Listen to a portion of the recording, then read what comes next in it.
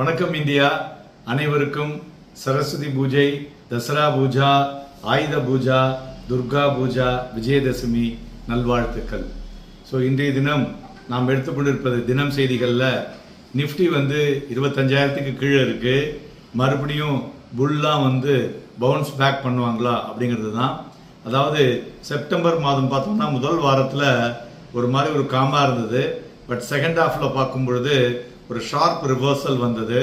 அதுக்கப்புறம் பார்த்தீங்கன்னா நிஃப்டி 25,000க்கு கீழே ஸ்லிப் ஆச்சு. அதுமாரி சென்செக்ஸும் 81,200க்கு கீழே விழுந்ததுன்னு சொல்லலாம். அதாவது ஒரு மேகமூட்டத்தோட ஒரு இருளோட மார்க்கெட் ஒரு சூழற மாதிரி இருந்த சூழலில் நம்ம வாலட்டிலிட்டி இண்டெக்ஸும் ஒரு மல்டி மந்த் லோவை தொட்டு அதிலிருந்து பார்த்தீங்கன்னா திருப்பி சந்தைகளில் ஒரு ஏற்றத்தை ஒரு கடந்த 2-3 தினங்களாக பார்க்க முடிகிறது. இந்த பிக்கஸ்ட் இந்த ப்ளோக் பார்த்தோம்னாக்க இந்த அட்லாண்டிக்கில் பார்த்தோம்னா யூஎஸ்னுடைய அட்மினிஸ்ட்ரேஷனில் பார்த்தீங்கன்னா இந்த H1B விசாவுக்கு ஸ்டீப் ஹை கொண்டு பண்ணாங்க.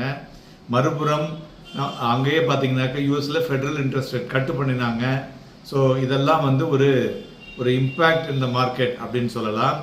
பட் நார்மலாக நம்ம மார்க்கெட்டில் இது என்னத்தை சொல்லுது நியர் டேர்மில் அப்படின்னு பார்த்தீங்கன்னா டெக்னிக்கலாக நிஃப்டி ஒரு பிலோ 20-day மூவிங் ஆவரேஜ் 24,890க்கு கீழே இருக்குங்க.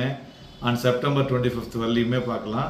அதேமாதிரி நியர் டேர்ம் சிக்னலும் பார்த்தீங்கன்னா வீக்னஸை கொடுத்தாலும் இம்மீடியட் சப்போர்ட் 50-day மூவிங் ஆவரேஜ்னு சொல்லக்கூடிய 24,875 ஆல்மோஸ்ட் இன்னைக்கு பார்த்தீங்கன்னா அது நெருங்குற மாதிரி தெரிகிறது.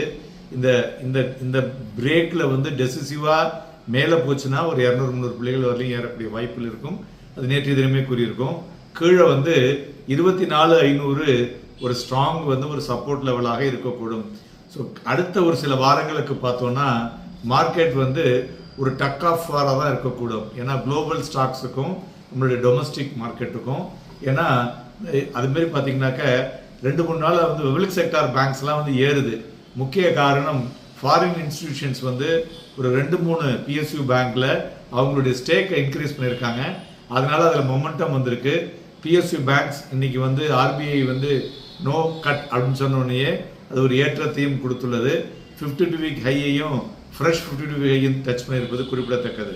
So better dividend yield and policy making is the key reason. Okay, so அதனால் கம்மிங் வீக் பார்த்தோன்னா ஷேப்டு பை Q2 ரிசல்ட்ஸு மற்றும் நம்மளுடைய ஃபெஸ்டிவ் சீசன் கன்சம்ஷன் மார்க்கெட் பெட்டராக இருக்கும். நன்றி, வணக்கம்.